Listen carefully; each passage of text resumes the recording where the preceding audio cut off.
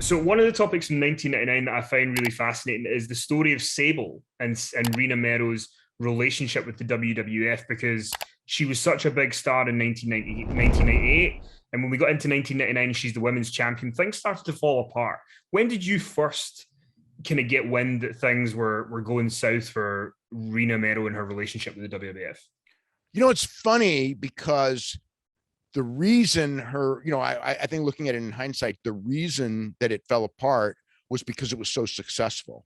I think that for whatever reason, right place, right time, you know what I mean? It's like, it's something you couldn't duplicate, and no one's really duplicated since. I mean, like, they've never had a woman that moved television ratings like she did. I mean, Stephanie McMahon did as part of Big Angles, but I mean, it's just someone who would show up on TV in that 98, and people would switch channels just to see her. Okay, because of what she was wearing, whatever, what she was going to do this week. It wasn't quite Steve Austin, but it wasn't that far. And she also was not a wrestler. So she's over more than almost everyone, with very few exceptions. She's not getting paid as much as as the top people, because she's not a guy and she's not really a wrestler.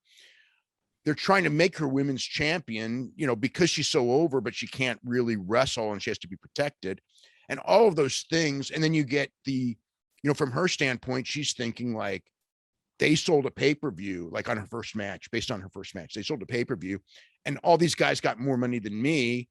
And it was a powder, it was a powder keg waiting to explode for all of those reasons. From the wrestlers resented her because she wasn't a wrestler and she was getting all that TV time, but she was successful, so they kept doing it.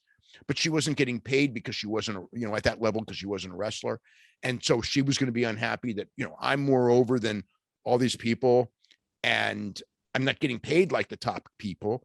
So yeah, it was all of those things. It was, when you look back on it, you can see why. At the time, everything looked fine on television until you first started hearing, it really wasn't until it really went public that I had heard, things getting bad when she was just about ready to leave. Yeah. I mean, there's that famous clip that I think you can still find on YouTube today from that TSN show where it's Chyna, Sable, and Deborah.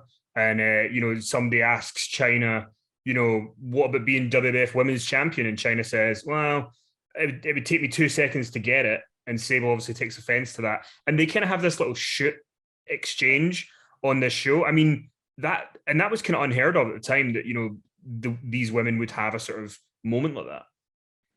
Well, even today, it's like you would I mean, you would almost never see something like that, because people would not, like the idea of disrespecting another talent, because what Chyna said was disrespectful. But yet at the same time, from her perspective, her winning the women's championship from Sable, let's just say, or Deborah, would be kind of ludicrous just from the physical nature of it, because it was essentially a TNA championship.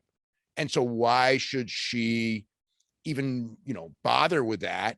So what she said, but yeah, I could see where Sable would find it. And, again, you're talking with Chyna and Sable, you're talking about two people who are very similar, but completely different in other ways. I mean, they're similar in the sense that they both got to the top based on right place, right time, and unique look.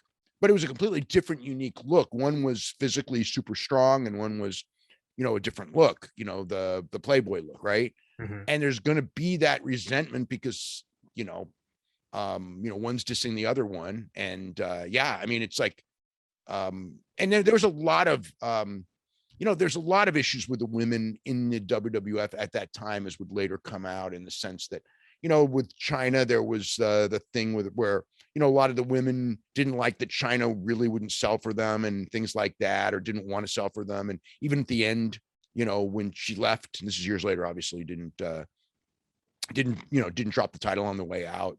So we know that Sable ends up, not doing the job on the way out because Deborah gets handed the title. But then, to make things even more wacky, Rena Mero shows up on Nitro in the crowd. I mean, that's got to be it's a ballsy move when you're in the middle of a contract. And I don't know if the lawsuit had started then, but to go to Nitro. There were legal letters sent. I remember that. And, we all thought that she was going to wind up in WCW. Mm-hmm. And, it never happened. But yeah, it was a ballsy move by WCW to put her on the air. I don't know if it was, I mean, it was by her too, because, you know, her contract hadn't expired yeah, you know, I mean, it was a foolish move because like you're in the middle of a wrestling war and there's legal issues going on anyway. And it's like, why would you put someone who's under contract to the other company on just to show that you could do it? And, you know, because, yeah, I think that everyone on the WCW side and her all were, you know, that was just a big mistake. And Sable ends up, she comes back and does another run in 2003, 2004, but she's never come back and, you know, done the Hall of Fame, made an appearance. Is there bad blood there, or does she just not want to be in the spotlight anymore? I don't know the answer to that. You know, I think that there was a lot of bad blood, you know, because of the lawsuit. And there was a lot of people who were very mad at Vince bringing her back within the company because she sued us and we made her, and, you know, the whole thing, right? Mm-hmm. And I think that underlying, there was always, the whole time she was there was always that thing. And I think that, you know, again, she ended up with Brock, and I think that maybe Brock didn't want her out there. And, you know, it was, you know, Brock was going to be the guy. Of course, you know, you know, there were problems there too, you know, I mean, which in the long run ended up being the best thing ever for Brock, because I think that MMA run made him a much, much bigger pro wrestling star.